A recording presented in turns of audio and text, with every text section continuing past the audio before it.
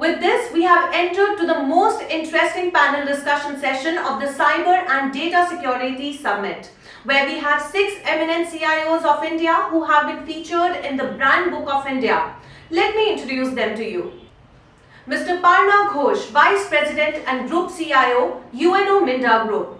Mr. Subroto Panda, CIO-ANAND and ANAND. Dr. Vineet Bansal, CIO-Greenpanel Industries Limited. Mr. Chandra Mouli, CIO and CTO-Sankara Nethalaya. Mr. Bharat B. Anand, Group IT Head and Security EC Council. Mr. Rishi Mehta, Technology Advisor, Silicon Valley, USA. The session will be moderated by Dr. Deepak Sahu, Chief Editor, VAR India. Welcome to the panel discussion session where the CIO, CTO and tech leaders from the industry are present here. The topic for the panel discussion is, as threat landscape is quite different, how the technologies are trying to navigate through the turbulent waters. To start the panel discussion, I would like to introduce the panelists for today's panel discussion. Mr. Parna Ghosh, Vice President and Group CIO, UNO Minda Group. Mr. Chandra Mouli, CIO, CTO-Sankara Nethalaya. Dr. Vineet Bansal, CIO, Greenpanel Industries Limited. Subroto Panda, CIO, ANAND and ANAND. Bharat B. Anand, Group IT Head and Security EC Council. And Rishi Mehta, Tech Evangelist from Silicon Valley. Today, individuals and business are more dependent on ever on digital connectivity in virtually every aspect of their existence. Most people cannot imagine going even a few hours without access to the internet. Globally, an estimated 127 new devices connect to the internet every second. Any disruption in digital connectivity is considered an obstacle in the path of progress. Owing to the COVID-19 pandemic, our dependence on all matters digital has increased dramatically. With remote working having become integral to our economics and the medical response, the rising dependence of citizens and business on everything digital is only going to continue. Growth of cybercrime resulted the critical infrastructure systems, including those driving power generation, water treatment, electricity production, and other platforms are interconnected to form the energy grid are now vulnerable. On this backdrop, I want to invite Mr. Parna Ghosh, Vice President and Group CIO, UNO Minda Group, to speak on how the cybersecurity challenges are being addressed while many reforms are underway. Mr. Parna. Thank you, Deepak, for inviting me in this August gathering of other CIOs, and very pertinent topic in today's context. Cybersecurity challenges are not only impacting the enterprises within their boundaries, it is also impacting the employees or the individuals who are working in the enterprises. And again, to expand it further, it is not about enterprise applications or enterprise security or enterprise network or the data centers which are getting impacted. This is also impacting the individual's devices, say for an example, mobile phones or laptops or iPads or other devices, applications such as SMS, the WhatsApp, these are also getting impacted. So it is actually covering, it is spreading across, and it is covering the entire gamut of, employees and enterprise both. So in our organization, we are doing a lot of reforms. As to say, when you say reforms, it is basically digital transformation. We are, having heavy digital transformation in terms of, IoT implementation in manufacturing space, the shop floor automation, quality management system implementation, supply chain reforms. Then, a lot of digitization is happening in the materials area, HR, finance, all the areas we are doing heavy digitization, because you have understood one thing, future digital enterprise will only depend on companies who are really good and strong in processes and strong in digital footprint. They will only survive in the future, because that is what has been proved during the pandemic. At the same time, for cybersecurity, we are not taking as a traditional security implementation approach. We are actually looking at cybersecurity from a strategy point of view. So it is also one of the agendas in the board meeting. And like example, I can give you some of the solutions which we are implementing or going to implement very soon. One is EDR solution. Another is data loss prevention solution. Then we are looking at SOC services. We have already implemented SOC, which is Security Operations Center.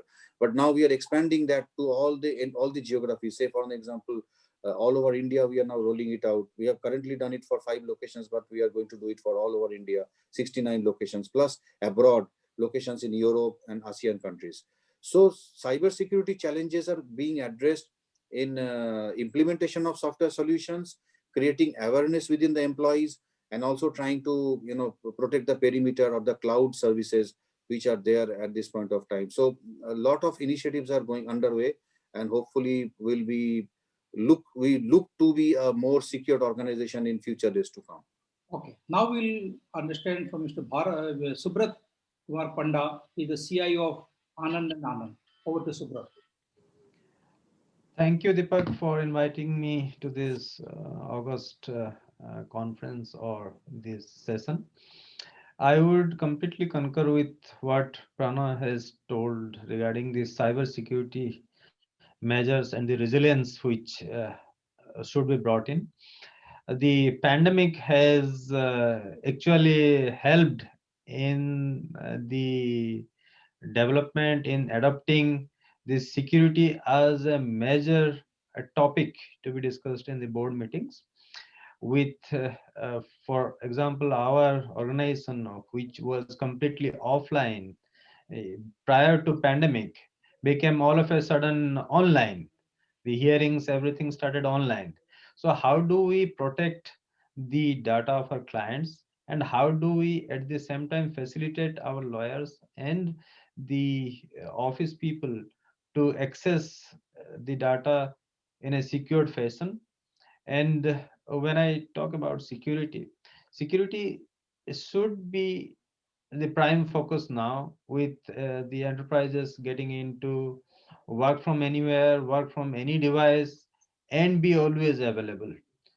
So when we are talking about this, I would stress upon three principles that one should have implement zero trust, verify explicitly, then use least privilege access, and assume as if there is a breach. When you assume or when you feel that there is a breach, you make a simulation of that breach, and in the process the workforce, the IT workforce who work on it, get trained and subsequently train the users also. So security is that aspect which should be implemented, as well as there should be a regular training. Unless and until we train and unless and until we discuss the impediments which might happen from a simple link which might come in into the through a mail, that mail itself, a unknown user who doesn't know the implicit action of that link might jeopardize whatever the security implementation is there. So I would stress that we should start with the basic things like training people, giving them knowledge about the cyber security implementations which we have done, plus adopt thanks to cloud technology, because it is quite easy to adapt to various security uh, applications which can be integrated into the enterprise applications. The other factor which should be stressed upon is that when, because now everybody or every company wants their user to use a app. So whenever a app is chosen or built, it should be thought about the from the design perspective also. Security should be first thought about, then the application should be built. Security by design. So on an overall, whenever we are doing something, we should make sure that how security is playing a factor, and how do we mitigate if something happens.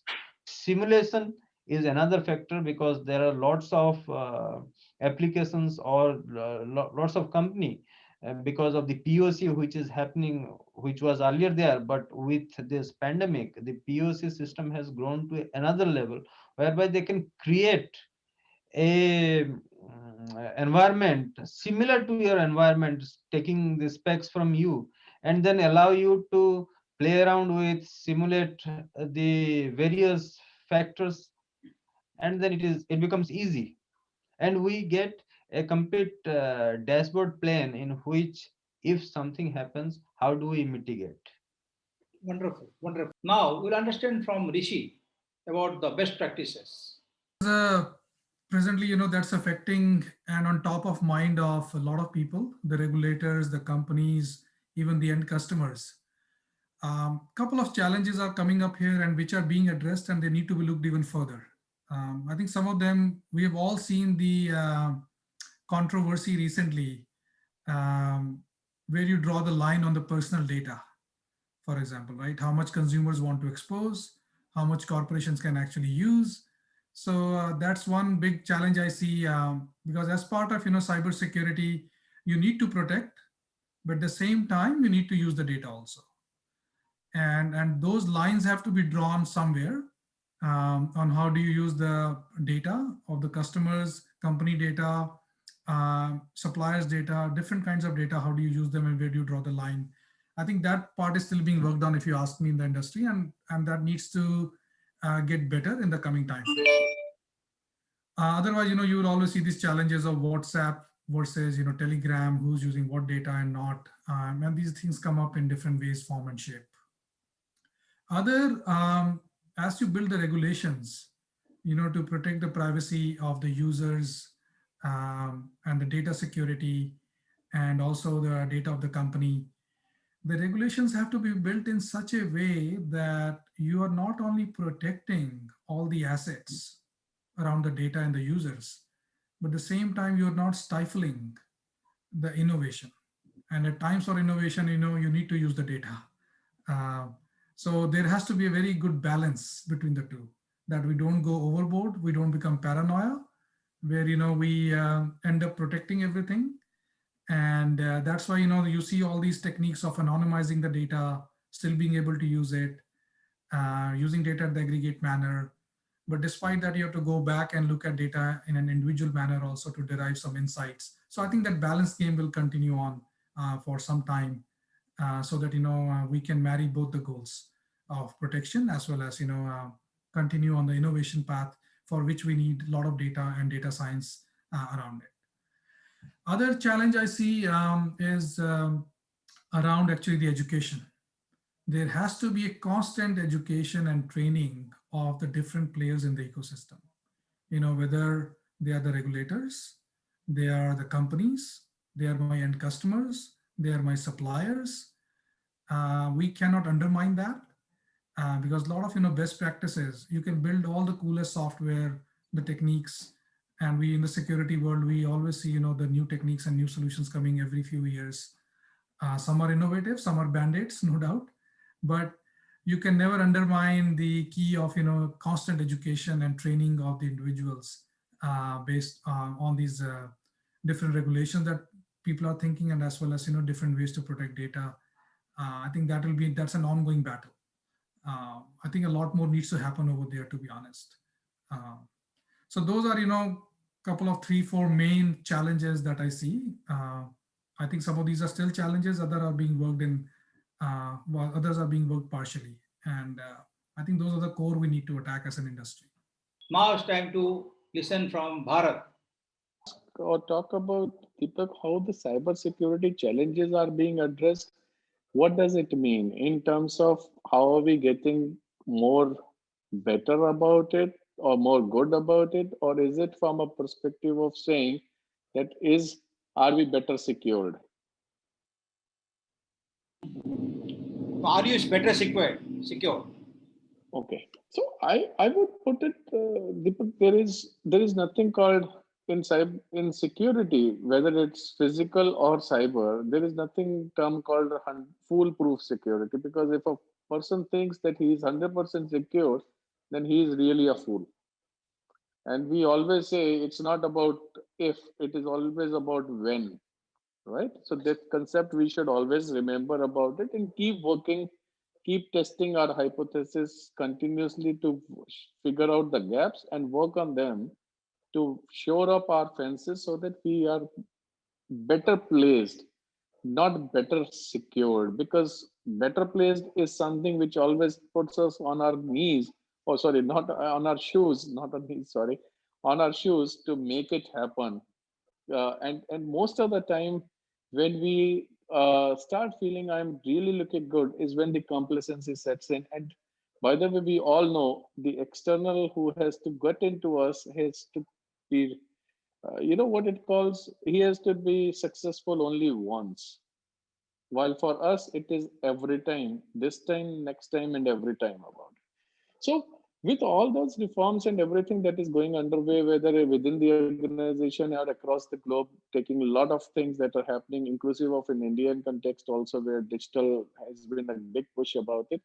I think it has become imperative. A lot of agencies have come up also looking at the security part of it, where the corporate and the government points have joined hand to make it better place to be at that one. Again, I would say it still doesn't mean, because even though we are getting better at it, there are, and we have seen in the past a lot of such kind of activities and events happened, whether it's PTR, non-PTR, zero-day attacks, and so on and so forth. And they are getting, by the way, more. If I'm just looking for a word, they are becoming more focused. They are becoming more complex, and they are becoming more in the manner of not looking just as a disruption. They are more looking now it as an economy as such to make money, or it is now changed the scenario which it used to be earlier from disruption. So probably it will never be something called, how we are we good? No, maybe yeah. Are we really there? No, we have to really work hard to be there, and again from there to get to the next there. So that's the philosophy where we need to work. All of us has to work on that one. Now I'll move on to Mr. Chandra Mouli. Can you share your thought, Mr. Mouli? It's quite intimidating and challenging as well. Looking at my own experience in the financial services industry, I have a lot of experience on the payment side, on the KYC areas, probably risk and regulatory compliance, things like that. I think these are areas where I've really worked around. And looking back at what we have been doing over the years to what it is being now, I think quite a lot of transformation from the way in which you do business in the first place. And second thing is every risk that you really see with all the digital initiatives that are coming around is also adding to an element of risk in terms of how you deal with this actually. So there is a quantum change, particularly with all the digital play coming into the picture. For example, KYC had completely transformed the way in which you have been dealing with people. It has large extent fast-tracked the way in which you onboard a customer, but equally comes with a lot more compliance risk, because those are all things that we really need to matter. So net, I think digital has a significant impact on business in terms of transformation, but equally adding to the issues around the compliance and security, particularly. I request now Dr. Vineet Bansal to share his thought. See, cyber security is very important when we talk about the digital transformation which is happening today in all the industry, specifically in manufacturing sector. So, cyber security is the key component. Like we have seen in COVID time, most of the our resources were working from home, and there was a big challenge of managing cyber security at that time. It means if you were having the solutions of cyber security in place, so you faced less challenges. But if you were not having, so working from home without cyber security is like running a show without without any security. So my next question would be, what is your take on the integrated security solutions that are driving the BFSI security market? Mr. Parna? So when you say integrated security solutions, I believe it talks about perimeter security and endpoint security integrated into a single framework. So if you see the security market overall for last few decades, you will see security is highly, I will say, although we say security is pervasive, but from the technology solutions point of view, these are more, very dispersive. I will say, I'll explain what is that. So when we talk about perimeter security or gateway security, it talks only about firewalls or the IPS or the IDS kind of solutions, or even you can talk about your basic stuff like Subroto was mentioning, like antivirus or gateway antivirus, or the securities in terms of your anti-spams or something like that. Then when we come to the endpoint security, which is more of the user antivirus and other HIPS solutions or other solutions, these were all disintegrated. Now things are becoming more integrated. So means two changes have happened in last I will say last 5 years or last few years. One change is security has become more analytical now. So that means earlier when there was an attack happening, we were not able to understand what is actually going on into the systems, and then we were trying to find out root cause, and it took a lot of time to find out the root cause, and finally the solution was very easy. The second thing what has changed is the platforms are now becoming integrated. That means when you buy a software solution, these solutions are coming up with all the features for your gateway, for your perimeter, or also for your endpoint security. Then the advantage what you get is you get a single source of information, you got a single source of or single platform to manage, and at the same time you also have single vendors to deal with. Now you don't need not to have multiple vendors when you talk about this. Now when you look at BFSI banking financials services, and those are the most critical data points which anyone can have in the industry as a whole. So they have, if you look at banking system, banking has a core banking system, they have a mobile banking system, they have an ATM banking system, they have net banking system. So there are multiple banking systems which are attached to their main database or the main transaction system. When you have so many layers of banking systems and which are integrated with each other, you need to have single framework of security. Suppose my mobile banking is getting hacked and my internet banking is getting secured. Does it really work? It does not work. So you need to have a single framework which can support the entire structure. And when I'm just talking, give an example, in same thing applies for insurance as well. Now when you say insurance also, it is so many layers of insurance. So you have so many channels, you have so many interactions with the insurance company. So I think when you look at a solution, we have to look at the solution in a total integrated way. And not only that, you need to also have single vendor ownership. And also, like Subroto was mentioning, cloud. With the advent of cloud, the advantage what we are getting right now is all the solutions, all the systems are becoming much easier to adopt and much faster to deploy. So this has really helped us in terms of securing the BFSI security market. Okay. Should I add on something? Yeah. As rightly Pranay has said, when we talk about security, we are talking about the identity. Identity to access some information, identity to work on that information, and in the same way, somebody has to deliver to that identity. So when identity becomes the foundation of any security. How do we protect the identity? There have been various authentication methods which have been implemented. As rightly Prana has told, that with MFA like OTP, SMS, but there have been instances where due to the PSTN and all those things, somebody could get the SMS, somebody could clone it, or somebody could get it. Now a time has come when we should get into a passwordless type of a security system, in which like in an iPhone, all the applications which are there get opened with your biometric. So there is another level of the security which is implemented beyond the application security. So the security becomes the foundation of on built on identity.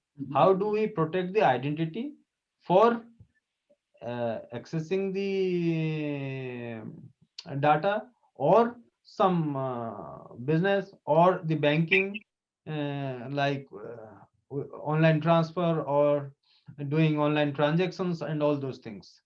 So we should be careful how we are protecting the identity. Now we'll understand from Rishi about the best practices.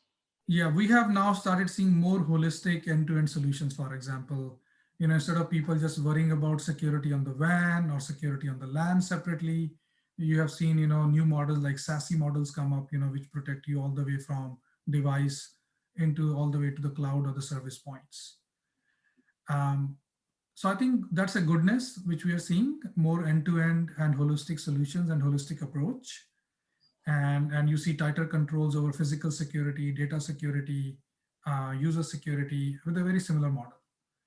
But I think where one challenge lies and work lies is the customization of some of these solutions for different verticals. What might fit for a venue-based enterprise may not fit for a manufacturing, may not be the right fit for the retail.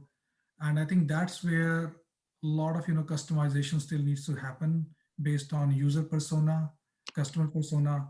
I think that's the next leg of the journey in my mind that needs to happen with some of these integrated and end-to-end solutions that are coming across. Now it's time to listen from Bharat. Let's look at BFSI, Deepak, if we talk about is banking, financial services, security, and insurance. And each of it itself is catering to different needs for the customer, playing in a very different manner for delivering those services. Where banking probably is one of the most critical with a lot of footprint coming in and all. And it also results in or exposes fears from a perspective. If something happens over there, like we had a cases with the haste happen, people lose money just like that, right? And it goes out. Uh, I would say, like the example you gave about all DLPs or IPS, IDS, forward, these are, again, we are trying to put boxes into those squares and fit in and say, now my squares, my rectangles look like squares and I'm really happy about it.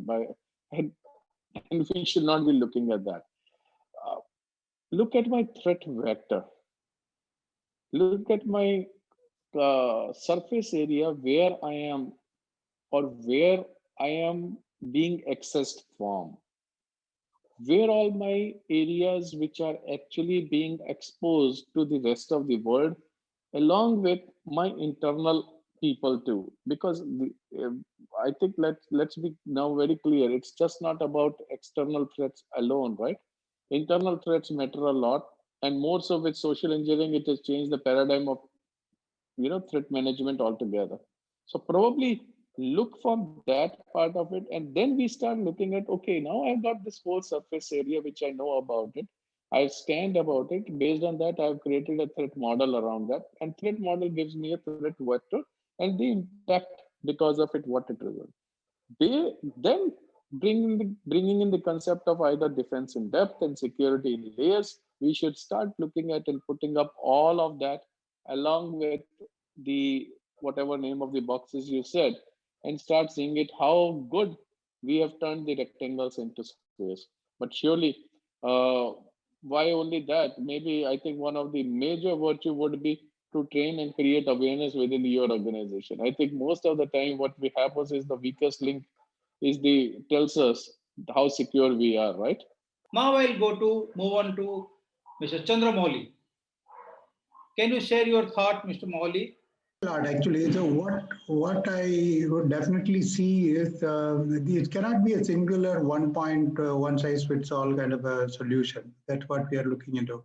If you really look into the mega trends or the mega threats that we see a lot of issues around malware, for example. Insider threats on data manipulation is another bigger issue.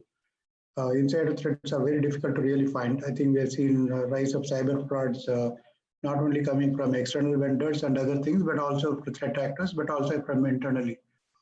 Because the industry itself is heavily into outsourcing. And we have a lot of vendors dealing with a lot of data and things like that. So data manipulation is a bigger risk. And more importantly, with the prevalence of the technology and what I would definitely say consumerization of IT, social engineering is a bigger threat because the availability of data big time for many people to misuse it or abuse it. Largely, they really look at your own data illiteracy, for example, and try to exploit it. So your own personal data is available across almost all social sites. You can reconstruct smartly many of those things and come out with things which can be where you can really have an access to your credentials. So we'll have to look at it from multiple perspectives, things like multi-factor authentication, cyber risk assessment, cyber insurance, ethical training on what these things to be done. I think these are things that really need to be taken care when you're dealing with from an industry standpoint. Translating it into pure play technology, I think the conventional things like firewall, proxy servers are all absolutely important. I think these have been there for ages. But today, security incident and event management is another, CM is another area which is gaining traction, and particularly with the risk and compliance coming big time into the industries. SEM solutions are gaining importance. It has been more or less getting into the mainstream. Multi-factor authentication is another area which is also getting into the space. Identity management is another area. Web application filtering, because today the bigger businesses are the API integration, the real world digital economies. So you can't deal with untrusted sites and things like that. So web application filtering and the API advanced persistency threats, these are things that are really, I think the net is it's a work in progress in terms of what level of business that you are into and how do you want to deal with it. Pure play digital businesses require advanced thinking in terms of technology integration. For conventional brick and mortar businesses with a little bit of a digital presence, now you have a set of technologies which can really help. The notion is to protect the interest of the consumers through large scale training, taking enough precautions, and also really looking at it from a risk and security compliance perspective. I think that's what we are really seeing as the industry trends. I request now Dr. Vineet Bansal to share his thought. BFSI is banking financial services. I think BFS. I think the cyber security in BFSI is very important because nowadays when no one is visiting banks physically, and everyone is trying to get the information through a web, and we all having the faith, like whatever the web whatever the information we are trying to extract from the bank portals.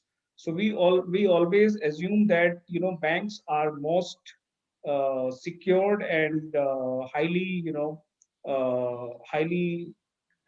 secured. So I think the cyber security in the bank is very important, and those should be taken care, and it should be means the best of the cyber security solutions should be used by BFSI sector. So Yes. now we'll move to the third question. With the increasing number of cyber attacks in the BFSI sector has led to the newer player to come up with various solutions and services. Will they able to safeguard the confidential data? Over to Subrat. They would be able to secure the confidential data because various measures can be taken. As I explained earlier also, the main focus should be on identity. When we focus on identity, how the identity is getting protected and how the identity can access a system. There are various systems, like nowadays, even while doing an online transaction, they'll ask for your geolocation, whether it is something.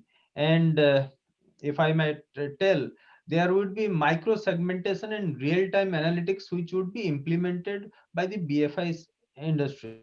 So they have got a real-time data of usually from which place or which system or which device a user is interacting. The same way goes for the internal employee also. Even if the work from home features have been enabled for the banking sector also, but these are the various data points which are accumulated through use of various applications, which has led to the development of gathering this kind of data and then giving a feedback to giving a feedback during the time of authentication. So it can be very well protected. Okay, good. What Mr. Ghosh you will speak about?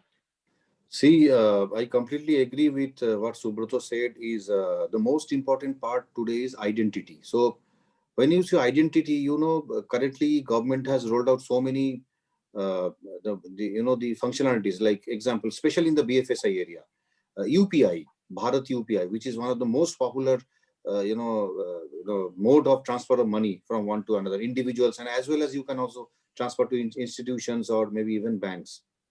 Second thing is, the micro payment services like Paytm or many other services like that, Amazon Pay, and many other examples are there in the market. So when you look at this kind of proliferation of in data, and the kind of digital payment has risen from almost zero to I don't know how many billions of records are created every day. You need to really think about safeguarding and the confidential data, and these can be done through identity management solutions. We used to call us a concept called identity federation. Now, what is identity federation? Identity federation is nothing but, suppose I have a Aadhaar card, I have a passport, I have a PAN, I have driving license, I have many, nowadays this PRAN card is permanent, card for that, NPS, National Pension Scheme. So the election ID card, so many digital identities are there for a person. Now, if I can do a ID, federation, that means whenever I log in, some kind of authentication will come to my mobile phone, either through OTP or nowadays in US. I mean, in India, it is still not started, but in US, they have started, authentication from mobile phone through biometric. That means mobile, you have the application, the app is there. You just put your biometric, fingerprint, and then only the authentication happens. It's not only the OTP kind of a scenario. So these changes are happening. So especially when I say BFSI sector, I say these are the new trends which are going to come up, and you will see a lot many. I'll still remember in 10 years back, we used to have the HSBC Bank token rings used to be there. So they used to issue a token ring, and every second the tokens used to get changed. And if you don't enter the correct token, the session gets deactivated. Now these are not the solutions, because you cannot use token ring and get a great user experience. You need a user experience, also you need security. So when you put both the things put hand in hand, you really need to have this, what Subroto told very rightly, is ID proliferation and also ID federation. So when I say ID federation, it's multi-factor authentication, biometric access. It is also about, the OTP kind of thing. Now you'll see most of the banking applications will be having biometric access in their mobile apps. The reason is only that it is having a three-way checking. One is checking with your user ID password. Second checking is your actual biometric, imprint. Third is a device. When all the three things get related and there is a three-factor authentication happens, then only they allow you into the session and you can access the data. I think this is how the safeguarding of confidential data will happen. I believe the cyber threats or cyber attackers are, we always say they are ahead of us. But I think the way security is evolving today and the advent of cloud, I believe that it is not far away when we really reach a very good safeguarding condition, at least as far as our country is concerned. And Atmanirbhar Bharat should actually look at these areas also, apart from manufacturing and supply chain, also as IT solutions, because India is always told as a very big consumer of IT applications. But when can we start creating? That creation part is most important, whether it is like Israel or America or somebody else. We need to be a good creators of this kind of solutions. So I am very much in favor of Atmanirbhar Bharat concept for cybersecurity solutions in India. Now we'll understand from Rishi about the best practices. I think that's the intent they have to safeguard the confidential data and in different forms and ways. But if we just look at our history of security industry also, it's like a pendulum. You always see the hackers always moving a step further also. Hackers also, and the other rogue elements, they also have access to some of the sophisticated technologies. Now, especially with the help of AI and ML also, so they will be doing a lot of counterattacks. There are more devices that are coming onto network. Earlier, it was you were worried about user as being the endpoint, but now you have IoT sensors, machines, they all are coming onto the network. That opens up more vulnerability points. So I think as much as we are seeing the tightening around the confidential, keeping the data confidential by tightening the endpoints to the network, to the servers, to the data warehouses, we are seeing more encryption end to end, and encryption that's hard to crack. But the fact that the gateways, the endpoints to reaching out to the network or an organization boundary, as it's becoming as these points are increasing, I feel that attacks are not going to stop. The data will still get breached. So I think it's going to be a constant journey.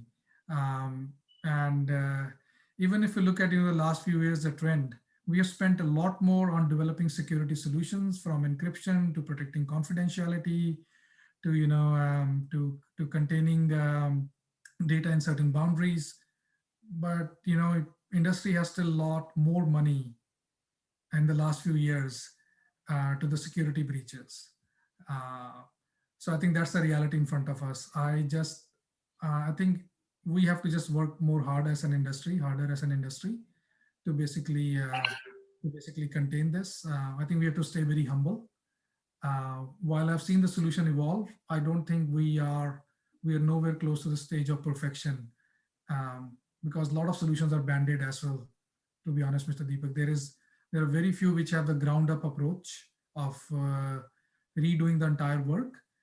When you do a lot of band-aids, enhance the existing solutions, or add a little bit more to it, you always leave a room to basically not fix certain things in a proper way. And that always comes and bites you in the long run. So I think that's an area of improvement we need to look at some of the things fundamentally very differently. Now it's time to listen from Bharat. So I'm again saying this is very much related to your previous question, which you talked about, and as there are so many integrated security solutions that have started coming in, right? Now, again, the startups, when they're coming, we are all looking at again the paradigm of integrated security solution rather than the point solutions about it. The good part is the startups are coming with the thought process of probably bringing those systems or those areas which probably have not been addressed or not been talked about, right? Second, the proneness they bring, as well as I would say, the kind of focus they have got or they'll be bringing for that particular area will be a great help about it and help build the nation also around that, right? And if we are talking about the startups based out of India, they bring that out. I mean, the other day I was reading a news article about one of the startups who are really helping building how to go and put artificial intelligence to be built in, which is nothing to do, by the way, with the BFSI, but AI enabled drone capturing of the pictures, right? And providing real-time action about that one, which is very, very similar to what other startups are doing from your threat triage part of it, right? And it gives you, okay, this is what you can do, and I reduce manual labor. Second, the errors that humans inadvertently creep in, right? Because I can easily dispense away my L1, 1.5, L2 activities and leave it to somebody who can do that, take care of it, and a factory model day after day, hour after hour, minute after minute, second after second, while L3 is something where the humans start getting into that part of it. So probably, yes, it will. But second, again, let's not get lured by, okay, I've got these guys coming up and those fancy words, fancy dropping about it. First, take care of your rectangles to turn it into squares, Now I'll move on to Mr. Chandra Mouli. Can you share your thought, Mr. Mouli? See, the challenge for an IT manager, particularly in any industry, more so in BFSI, is securing data. And as a threat actor, they are always ahead in use of these disruptive technologies. So we always try to catch up, and that is so true even with the regulators as well, because you invariably have not seen even one incident being notified in advance before you can really act upon. So it's dark web is a bigger issue, and we do not have enough threats, enough intelligence to avoid some of these threats, because the bigger issue is the digital economy taking over most of these business functions. I think we are all looking into data from many perspectives. So you have to look at it from regulatory compliance, exposing your networks to the external partners and things like that, even to the end consumers itself. It's a bigger issue. I think regulatory compliance is assuming a lot of IT spend, actually more than anything else. I think, which is in turn driving most of those new technologies that I really listed out a minute ago. I request now Dr. Vineet Bansal to share his thought.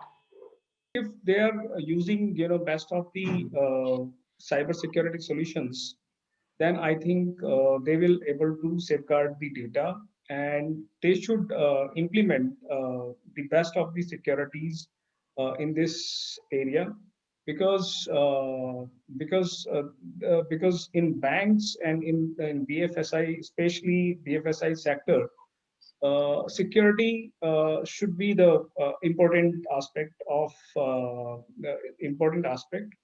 and they should protect the data, and that should be the priority from the BFSI sector. My last question would be, what are the key technologies your organization will be focusing in the rest of the year? Subroto. The key technologies which I feel should be focusing on is the use of excessive use of AI and ML, because we are completely dependent on huge data and various case laws and all those things. How do we extract the meaningful citations relevant to a particular case? And the same way for us, the AI, NLP, natural language processing, how the semantics can be used, how a case can be predicted. And then the RPA is something where the mundane task of a human activity, which is repetitive in nature, is reduced with the use of bots, which can be trained to look into the repetitive process to be replaced by RPA. The third is on security. How well are we prepared? What is the real time? Whether how much operational resilience we have built in, because that is one of the foundations. Even if we have been there, all of a sudden this lockdown was also announced, and we really did pretty well comparison, and we have done a good business also.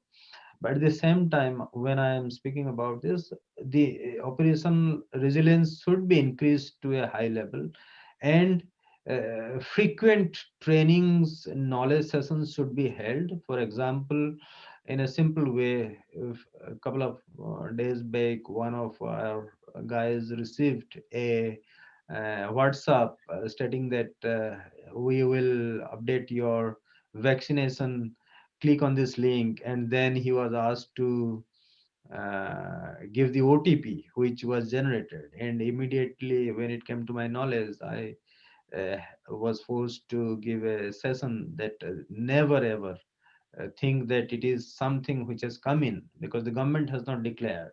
Another incident which I would cite for all my CIO friends is that whenever you get a phishing mail or something, there is a government which is there, certain is there, please inform them, because at least you are offloading and you have taken adequate steps in safeguarding. It should not be ignored. I'm not aware because I've not read the stats also where this kind of awareness campaigns are happening, or this kind of actions should be taken, because at least you are informing the government that this is the phishing mail which I have received, this is the IP, the message header should be conveyed, and if possible FIR should be lodged. Good, thanks. So what do you say, Mr. Ghosh? See, I'll speak more from automotive industry and my industry specifically, which is ancillary. The major focus nowadays is, implementation of IoT and digital manufacturing in the shop floor, which is one of the key requirements, and everybody has understood the future is not far away when we talk about again Atmanirbhar Bharat or self-reliance or less dependence on China or other companies. We need countries. We need to really look at the self-reliance, and then digital manufacturing will really help us leap forward in terms of Industry 4.0 adoption. This is one of the solutions. Second is, as Subroto rightly pointed out, AI, ML and RPA. These two are going to be one of the biggest disruptors, although those will be mostly in the pilot stage, not a very large implementation, I will say. Barring few of the sectors like example BFSI or aviation or some of the hospitality, there AI/ML will be very largely used, but in manufacturing it is now getting adopted. So maybe you will see next year, that is 2022, you will see a lot of adoption of AI/ML. Now the pilots are getting started along with RPA and like he mentioned the other solutions. And the last thing which we are also doing is finance and HR shared service transformation. These are all the new areas which are coming up. So digital digital HR or digital finance. So these are also coming up. When I say digital, that means finance is always under SAP or something else. But this we are talking about transformation. That means process automation, digitization, removing the unnecessary processes from finance and HR. All these things are going to happen. So these are the main investments we are having. Apart from that, last point is cybersecurity. As I already mentioned, I can tell about my budget. 15% of my total budget, revenue budget, is allocated for cybersecurity. So the cybersecurity players should be happy to know, and that's not only for me; it's for most of the organizations. 10 to 15% everybody is allocating from their budget, and there will be a huge leap in terms of investments on the cybersecurity area. Now we'll understand from Rishi about the best practices. The areas that I have been looking at, whether the place where I work or in the ecosystem, where I talk to other companies or advise people, and also talk to my customers. Security, no doubt, is central to everybody's mind and everybody's strategy now. Security is becoming paramount. It's not an afterthought anymore. People are thinking it from the day one, which is a great thing. But in terms of the other technologies and solutions, I am seeing a lot of traction now on edge compute. Cloud, we have seen the benefits of cloud for a while now, but now you see this whole model of distributed cloud. You need to save latency on some of the applications, response time. That's where the edge compute will come in. Edge compute and cloud will get married, and some of the solutions. So I see a lot of heavy work going on in the edge compute.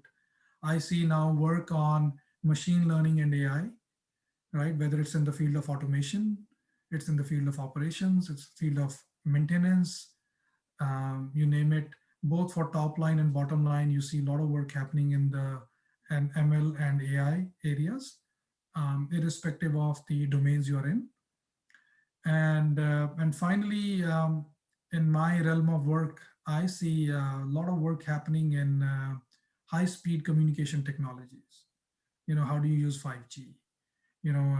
Whether for the consumer or the business or the enterprise cases. How do you marry 5G with existing technologies like Wi-Fi? So I think, and that's going to be reality in the coming time. The marriage of edge compute, 5G, AI, some of these topics, some of these technologies together, they are going to open up new opportunities while they solve some of the existing problems. There's a room that they will open up a lot of great opportunities. That's a new set of technologies I've been seeing in my ecosystem as well as in some of my customers' ecosystem. Now it's time to listen from Bharat. I won't say it's tough to say about it. It is known what it will be, but probably it goes in line with Deepak, what most of the people in the world are talking about. A lot of stress on making awareness among the people. Second, probably, I think instead of me, I would suggest to everybody that we should start thinking of having uh, ethical hacking as a concept to be brought in for the organizations to do that part, and not leave it that I sit pretty and nothing will happen. The bug bounty programs and other things are really great ones to go about it, because they tell me in advance where am I vulnerable about, right? Rather than just waiting and thinking about, okay, I've secured, I'm good, and it's all good, which is not, which should not be. Second, uh, probably there is no end to say which technology to secure. And this is about security alone as such, which we are talking about. There is no way you can put it, I'll focus on only one technology or the other technology, because I'll be looking at the whole 360-degree picture of it and figuring it out. Where are my weakest links? Probably the last weakest links might have now changed and become better, but the new weakest links have come because the organization's business model or the overall business doing business or changing paradigm from a omni-channel and other areas would have changed, the threat surface itself, right? So we have to focus all on that. So cherry picking a technology, I mean saying, oh, I'll focus on IPS or I'll take IDS, I'll make it as a, suppose ये तो सबके पास है ना दीपक. Everybody is carrying it out these days, right? Those who are not, I think they live in Amish County then in that case, or their business model does not need it. Now I'll move on to Mr. Chandra Mouli. Can you share your thought, Mr. Mouli? See, fundamentally, if I were to translate into where the genesis of most of these attacks is, KYC is a key requirement. The moment you strengthen that, I think you have many of those areas that you can really look into can be avoided, whether it could be internal or external. So two-factor authentication to multi-factor authentication is an area of gaining more attention these days. The second thing is once you have the basics in place in terms of who the person is, because in security framework is all about confidentiality, integrity, and availability. Okay, then you are looking into the integrity of it. Actually, the integrity part of it, there's quite a dime a dozen that what we can do to. Identity management is our biggest threat right now, because we have seen a lot of threat actors abusing through social engineering, get yourselves inside the sleeper cells and start looking at data. And identity management is the next bigger area. Then the third thing is once you do both these things is to look into the security and the compliance portion of it, actually basically through a lot of proactive monitoring. Monitoring is another bigger area which is gaining attention because cyber security is you can happen anytime. Threats can happen anytime. It doesn't have the time of the day. So security monitoring is a bigger activity which is gaining attention. So these are the three areas which are pretty much engaging our attention. I request now Dr. Vineet Bansal to share his thought. So right now we are using SAP HANA and CRM and DMS. Recently, we are working on dealer management system. So like we have learned in COVID time that we should have a portal where our customers can get the information of our products and they can access the information of our products from a platform. So that platform should exist, and we are trying to implement this platform very soon, so that our customers can get all the information about a product and they can even place the orders online through that portal. Lastly, there is a need for an integrated strategy to sail through the turbulence water. Thank you very much. I would like to thank all the panelists for sharing their valuable inputs in the discussion. Thank you so very much. In 2020, digital acceleration went into overdrive as the global pandemic pushed us faster and further into the data age. Indeed, 5G could be the answer to the digital aspirations harbored by the industry and our society.